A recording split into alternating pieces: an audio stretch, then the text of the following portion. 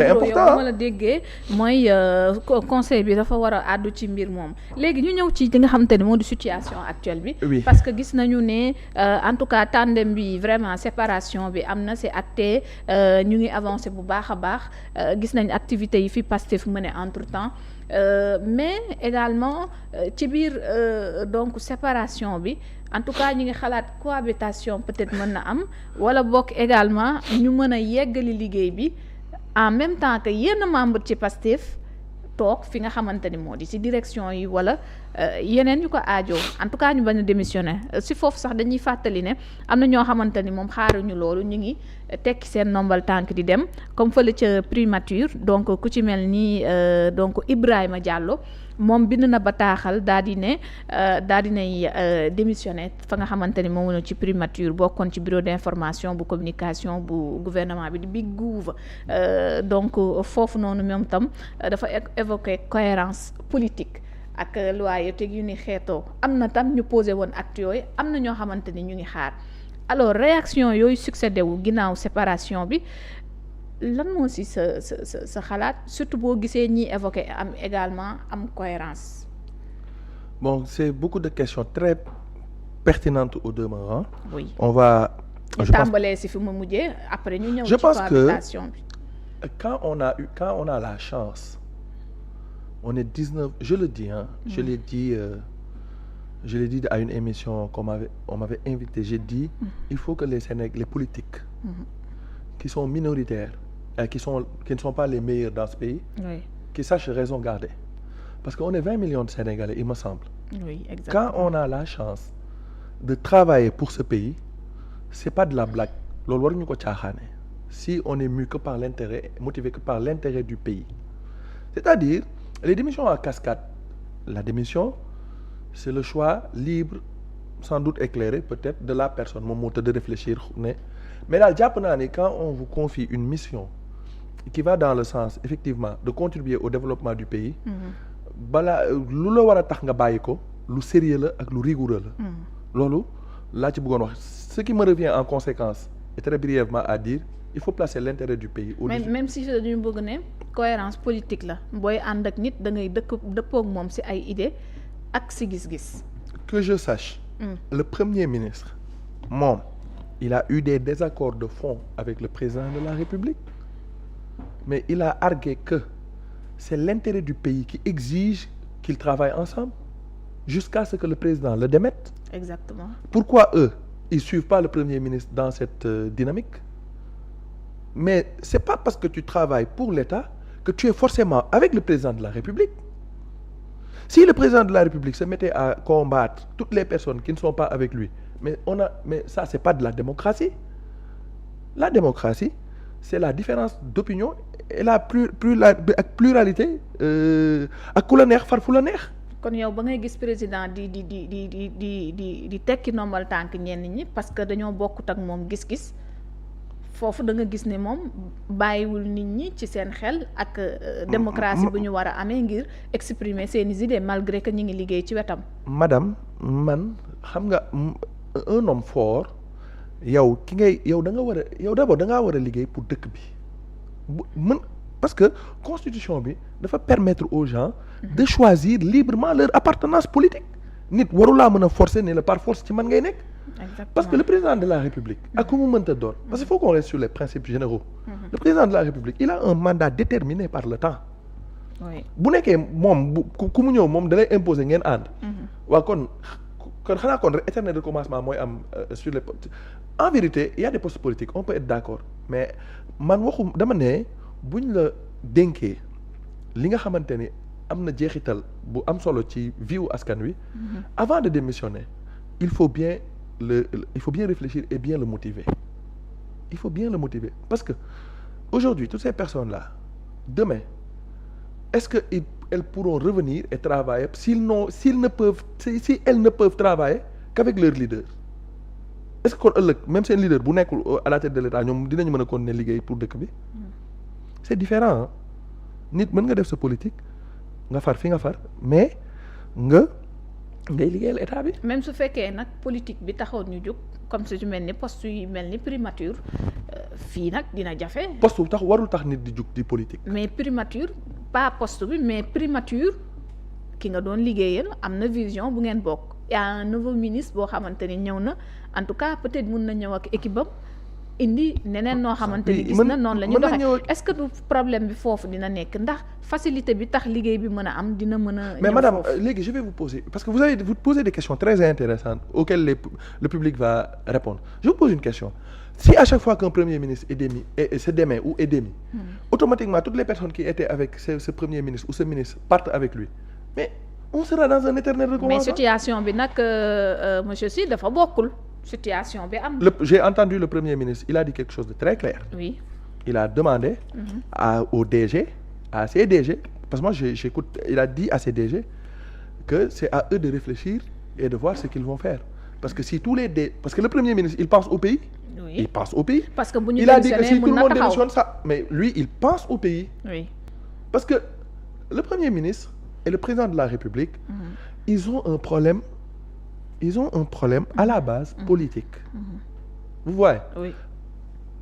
Je pense qu'on a évacué la première question sur les démissions. On peut parler de la cohabitation. Là aussi, permettez-moi de vous dire que pour moi, on ne peut pas utiliser le vocable cohabitation. Pourquoi? Parce que la cohabitation... En wolof. Oui, cohabitation du doole yu tolloo biir Assemblée nationale. Ce n'est pas ça. Fan la ñuy évoquer cohabitation. C'est à la tête de l'exécutif. D'accord. Cohabitation mooy le premier ministre et le président de la République bokkuñu camp politique.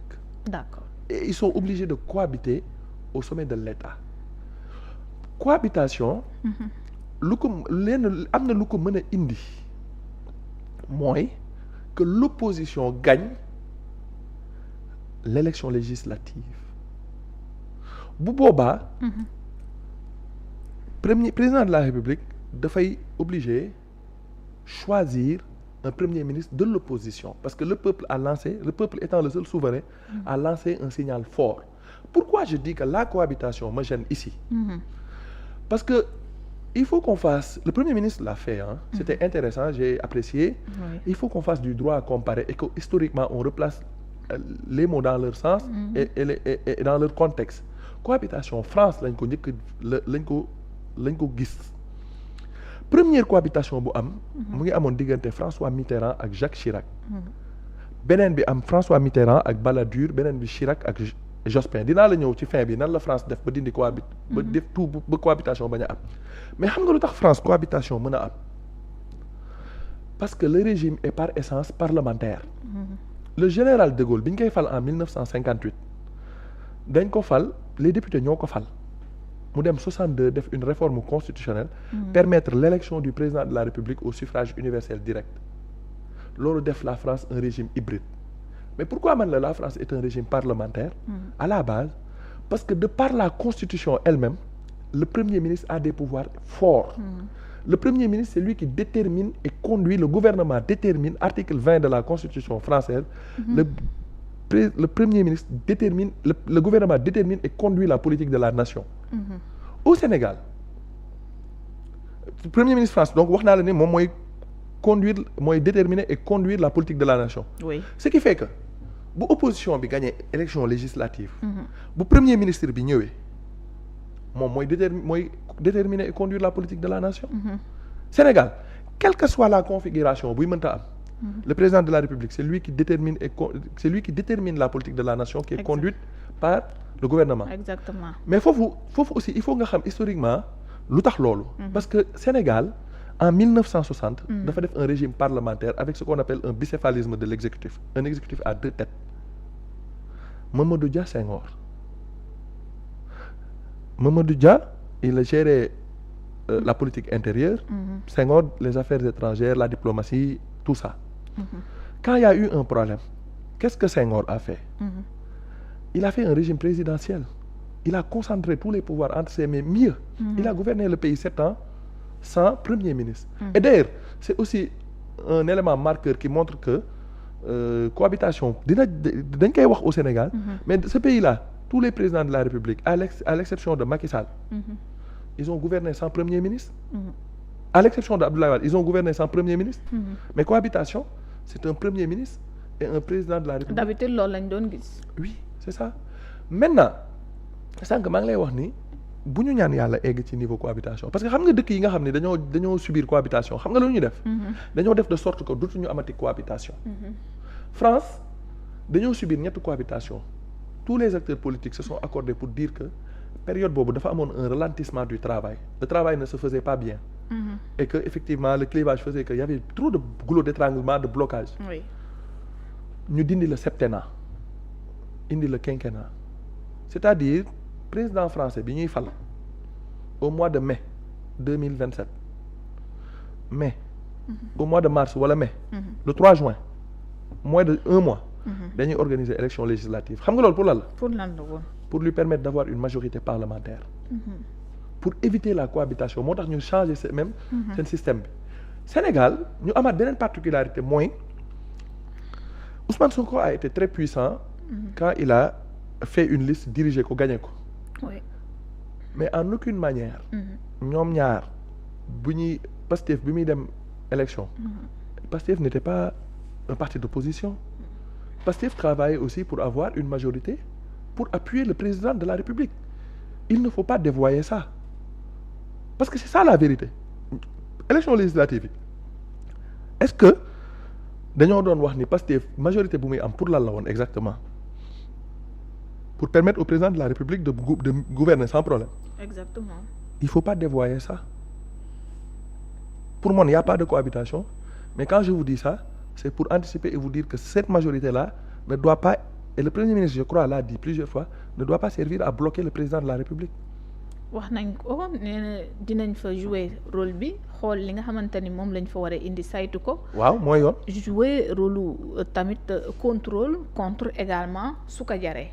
non du su ko jaree les députés ont des missions là aussi c'est important il faut qu'on en revienne parce que au départ d'emblée je vous disais que certains députés ne savent même pas leur mission ils sont là-bas pour beaucoup ils sont là-bas à chanter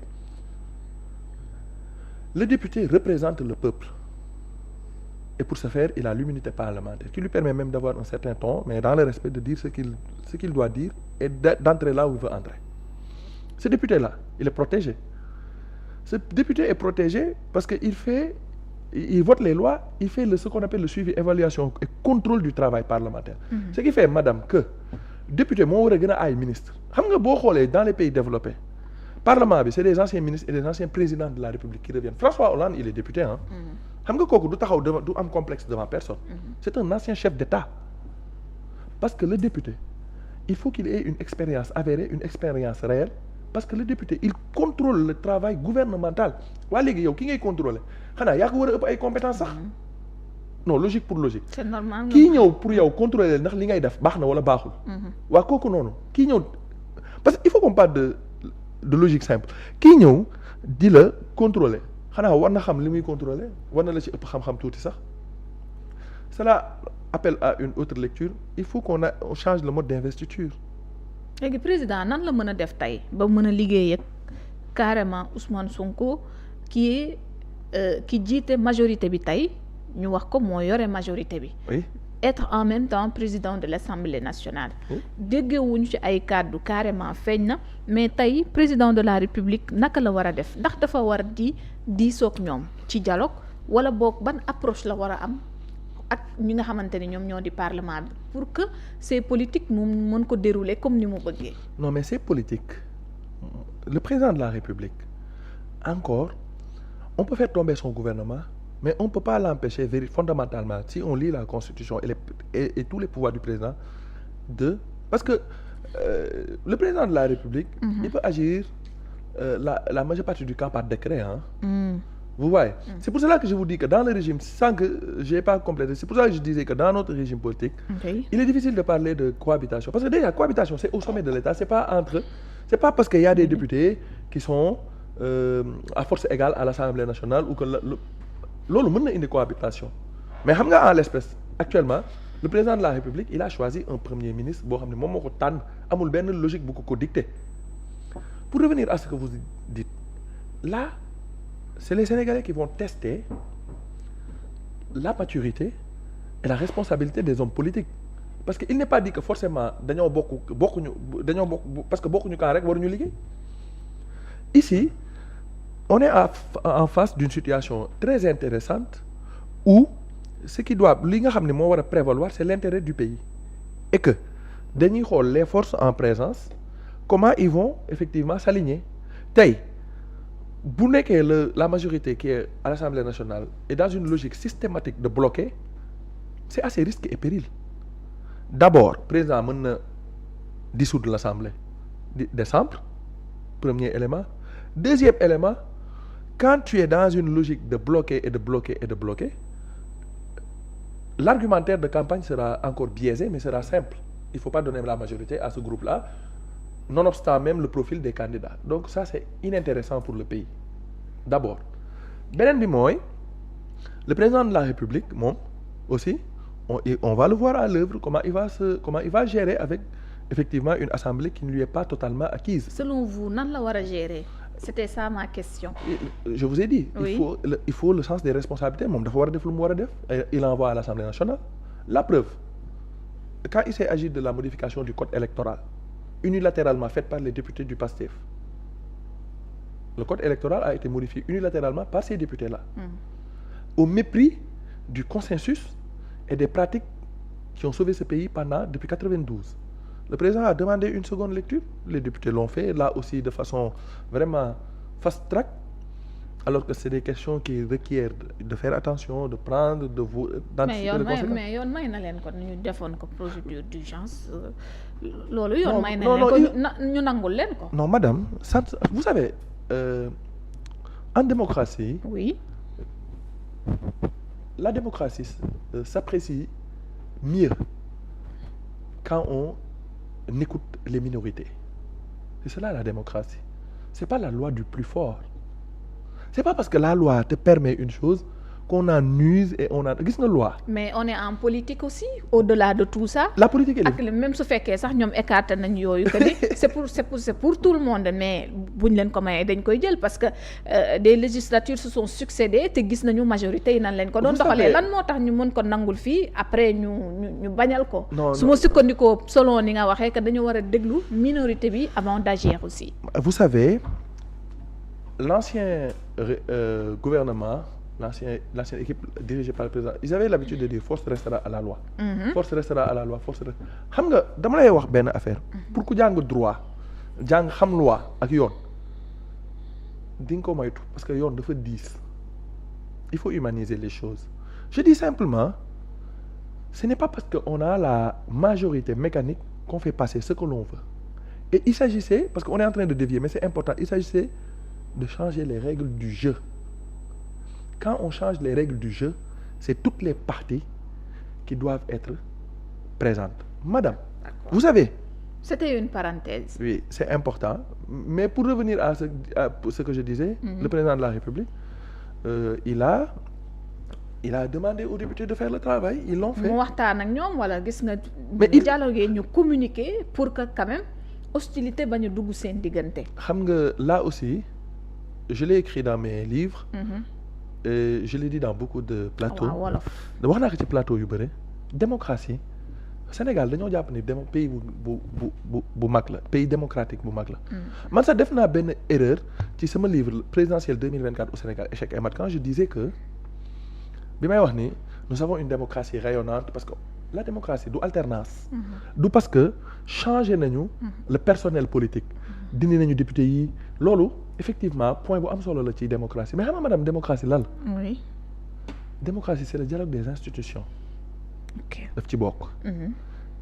démocratie c'est la liberté c'est l'exercice libre des libertés fondamentales consacrées par la Constitution article 8 ou 9 je ne sais plus. liberté d'association liberté politique liberté d'entreprendre liberté de la presse dëkk. yooyu mooy ay indicateur ou démocratie dëkk boo xam ne mën na population bi mën na fal parce que le Sénégal élit ses représentants depuis le 19e siècle yaa ngi dégg Sénégal dafa am culture vote yàgg na donc natt suñu démocratie foofu démocratie suñu dëkk mu ngi ñuy xool maturité bi bu nekkee les forces en présence peuvent discuter autour de l'essentiel et de l'intérêt général du pays bu ñu demee ba tey parce que y a un problème entre le premier ministre chef de la majorité parlementaire c'est ça la vérité et le président de la République ba ñu dem ba ñoom ñaar mënuñu wax mënuñu toog non dinañu communiquer sax parce que premier ministre wax na ni ils ont communiqué pour le gouvernement plusieurs fois il y a eu des obstacles majeurs yi tax nga xam ne Pastef duggul ci gouvernement bi mais loolu ça n'a rien à voir loolu c'est faire un gouvernement mais député yi mooy li ma la lu tax ñu article de la constitution wax ne tout mandat impératif est nul c'est pour éviter tout ça parce que bu ñu nee le mandat est représentatif yow doo demee logique gu parti logique gu dëkk bi ngay demee bu boobaa président bi bu indee un texte de loi wala une réforme n'importe quoi mu indi ko à l'Assemblée yow doo topp sax da ngay xool texte bi lu mu wax ndax am na njëriñ pour askan wi mais bu nekkee député yi ñoom logique gu blocage logique gu parti non mais c'est pas ce que les textes disent et même la pratique républicaine est plus le patriotisme ça dit pas ça. donc heureusement kon bi ñu déggee le premier ministre kon wax ni li nit ñi yaakaar ak ñiy évoquer sax crise institutionnelle gis nga ni ñu ko waxee foofu kon ñëw na fi ñu ko war a waxee n'est-ce pas. Le premier ministre il est président de l'Assemblée nationale. D'accord. Il était premier ministre donc en 2 ans jàpp naa ni xam na avant xamoon na sans doute mais léegi jàpp naa ni xam na luy nguur ak lan la ay blocage ak ay problème jàpp naa ni xam na ni lan la war a mën a yan retard la mën a indil Sénégal donc man jàpp naa ne moom du jouer ak institution yi di bloquer le président de la République parce que bu ko defee moo tax ma ni Sénégalais yi ils doivent ouvrir les yeux et regarder. Sénégalais yi ñooy sonn xam nga premier ministre tey bu bloqué président bloqué premier ñoom ñaar du ñu sonn ils sont bien mais ce sont les Sénégalais non mais non seulement les Sénégalais sont en train de souffrir gravement ils vont davantage souffrir. D'accord alors pour bu ñu avancer aussi dina baax ñu wax ci situation actuelle bi gouvernement bi tege na alors Sénégal mi ngi xaar ba tey wala mi ngi ci négociation ak FMI mais tam risques yi nga xamante ni mi ngi ci kanamam lan nga yaakaar tey boo gisee attelage yu bees yi ak gouvernement bu bees bi nga xamante ni teg na ko ak li nga xamante ni mën